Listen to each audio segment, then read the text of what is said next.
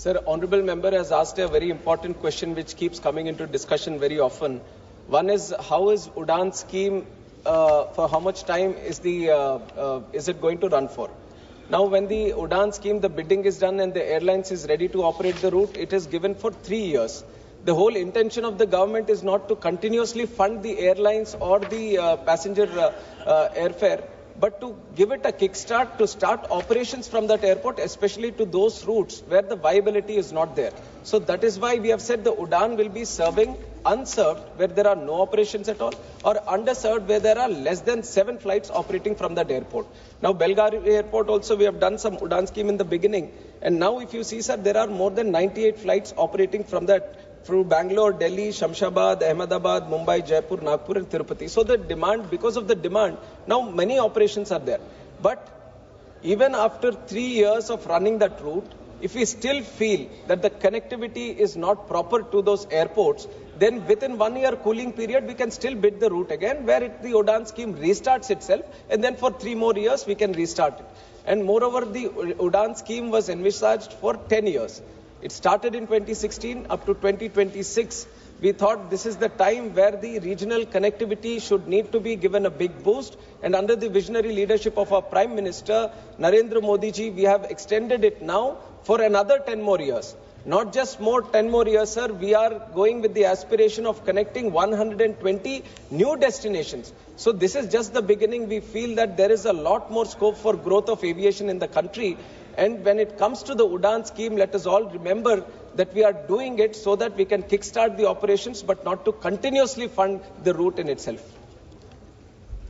Say, Anand Badoria.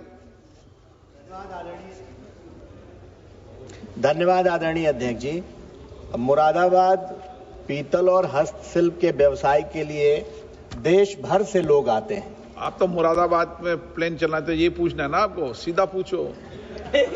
तो इसलिए अध्यक्ष जी, मुरादाबाद स्थित जो मूड़ा पांडे विमानपत्तन है, वहां पर पिछले दिसंबर से उड़ानें रद्द हैं। मैं आपके माध्यम से माननीय मंत्री जी से जानना चाहता हूं कि कब तक वहां हवाई सेवाएं प्रारंभ हो जाएंगी।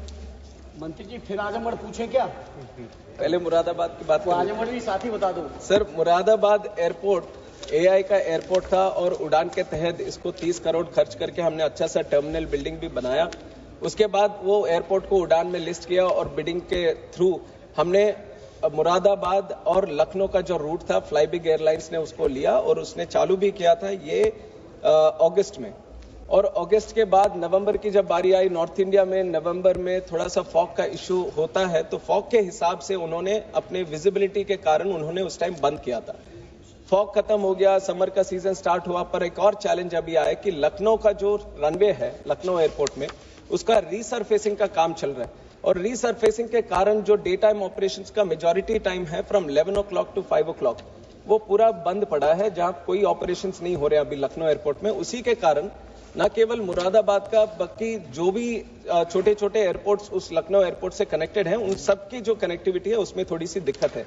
अभी जुलाई 15 तक ये रीसरफेसिंग का काम खत्म होने वाला है। उसके बाद जरूर वो एयरलाइंस के साथ फिर बात करके, और उसी तरह आजमगढ़ भी है और बाकी सारे कुशीनगर भी है, 4-5 एयरपोर्ट है। और उत्तर प्रदेश एक ऐसा शहर, ऐसा राज्य है, इतना बड़ा राज्य, और 16 एयरपोर्ट है आज, और सबसे ज्यादा एयरपोर्ट्स आज उत्तर प्रदेश में। और ये स्वाभाविक है कि जितने भी एयरपोर्ट्स हैं, सबसे पहले उनकी कनेक्टिविटी अपने राजधानी से हो, यही उनका इच्छा रहता है। और जरूर हम सारे एयरलाइंस जो भी बिड किया है, जहां पे भी अवॉर्डेड है, उन सबसे बात करेंगे कि वो सब जल्दी से जल्दी वो कनेक्टिविटी शुरू करें। क्वेश्चन नंबर 466 श्री ए राजा।